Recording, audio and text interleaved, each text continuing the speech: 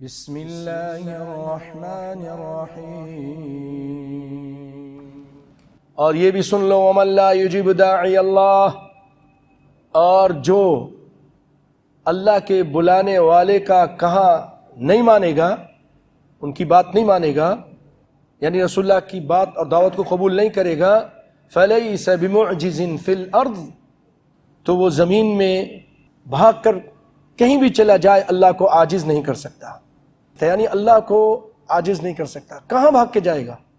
یا معشر الجن والانس ان استطعتم ان تنفذوا من اقطار السماوات والارض فانفذوا لا تنفذون الا بسلطان، نکلو، کہاں جاؤ گے؟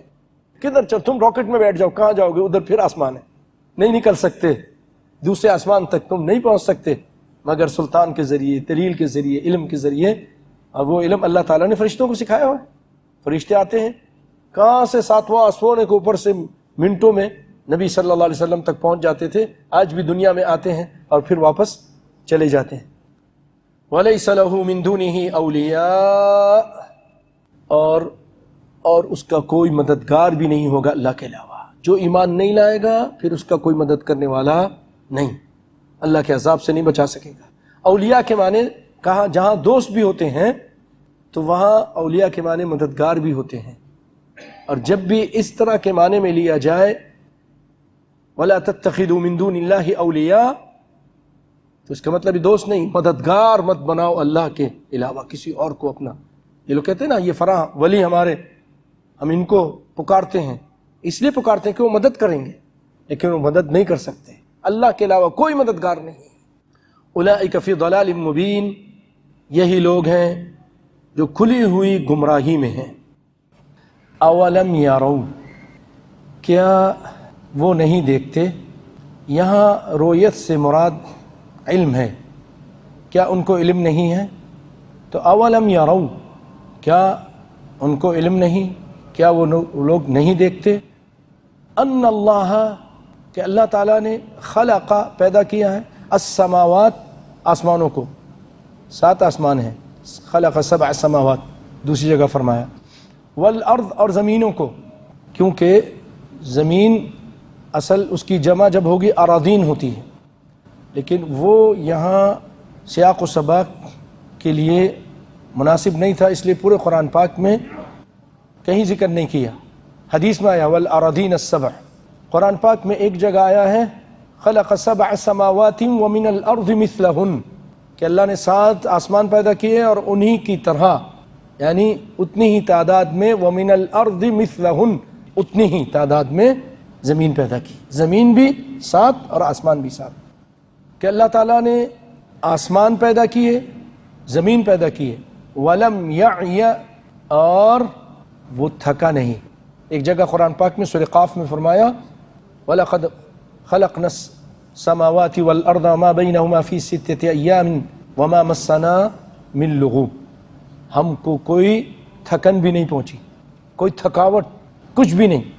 اب سوچئے ایک نالی کھودتے ہیں ہم تھک جاتے ہیں، ایک دیوار چھوٹی سی بناتے ہیں، تھک ہار کے شام اس کو جا کے سو جاتا ہے مزدور، تھک گیا بھائی، نی کھودتا ہے، نی یعنی بنیاد، تھک جاتا ہے نا۔ رب العالمین نے اتنی بڑی عمارت، اتنی بڑی یہ چھت بنائی کہ آپ چلتے جائیں چلتے جائیں چلتے جائیں، راکٹ میں بیٹھ کر جائیں لیکن وہ چھت ختم نہیں ہو رہی ہے۔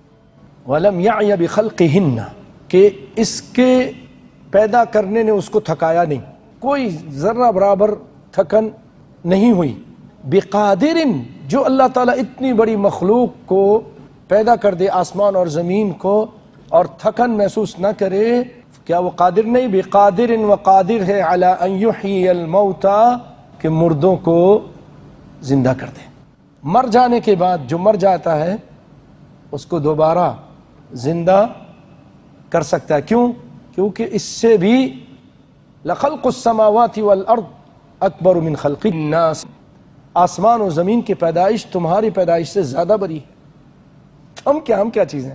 جب اس نے آسمان و زمین کو بنایا، چاند سورج ستاروں کا سسٹم لگا دیا، آج تک وہ ایسا کمپیوٹرائز سسٹم ہے کہ اسی کے حساب سے چل رہا ہے، سائنسدان اسی کو غور کر کے کہتے ہیں کہ فلاں کو یہ ہوگا تو وہی ہوتا، آگے پیچھے بھی نہیں ہوتا۔ ایسا کمپیوٹرائز اللہ نے سسٹم بنا دیا ہے اور اس کے اندر ساری معلومات فیڈ کر دی کہ ایسے کرنا ہے، تم نے ایسے کرنا، وہی ہو رہا ہے۔ اللہ اکبر! تو کیا وہ اس چیز پر قادر نہیں؟ جس نے یہ آسمان و زمین بنائے، چاند سورج ستارے بنائے، کیا اس کے لیے مشکل ہے کہ تم مر جاؤ گے تو دوبارہ زندہ کرے؟ کفار مکہ یہ نہیں مانتے تھے نا، وہ کہتے تھے مرنے کے بعد من یحیی العظام وہی رمیم، یہ ہڈی جو ریت ہو چکی ہے اس کو کون زندہ کرے گا؟ قل یحیی الذی انشأها اول مرہ، کہہ دیجئے کہ وہ اس کو زندہ کرے گا جس نے اس کو پہلی مرتبہ پیدا کیا تھا۔ بلا انہ علی کل شیء قدیر، ہاں کیوں نہیں، بلا کے معنی ہاں کیوں نہیں، جواب ہوتا ہے یہ سوال کا، انہ علی کل شیء قدیر، وہ ہر چیز پر قادر ہے۔ جب وہ ہر چیز پر قادر ہے تو مردے کو زندہ کر سکتا ہے۔ ہمیں کیوں نہیں یقین آتا کہ ہم نے مرنا ہے اور مر کر دوبارہ صرف مر کے فنا نہیں ہو جانا، ایک ایسی زندگی جو کبھی ختم نہیں ہوگی، برزخی زندگی ہوگی، اس کے بعد پھر یا تو جنت میں ہمیشہ کی زندگی یا پھر جہنم میں ہمیشہ کی زندگی۔ کیوں نہیں یقین آتا؟ ہر ایک سے بالغ سے حساب ہوگا، کتنی نمازیں پڑھی، کتنی نمازیں ضائع کی، کتنی اللہ کی فرما برداری کی، کتنی نافرمانی کی، شرک کیا، بدعت کیے، نافرمانیاں کی، ظلم کیے، ماں باپ کی اطاعت کی کہ نہیں کی، قرآن و سنت پہ عمل کیا کہ نہیں کیا، رسول کی اطاعت کی کہ نہیں کی، یہ سب کچھ اللہ رب العالمین اپنے سامنے کھڑا کر کے وقفوہم انہم مسئولون، ان کو کھڑا کرو، دوبارہ ہم سب کو کھڑا کیا جائے گا، حفاتن عراتن غرلا، ننگے پاؤں ہوں گے، ننگے جسم ہوں گے، بغیر ختنے کے ہوں گے، اور سب سے اللہ تعالیٰ پوچھے گا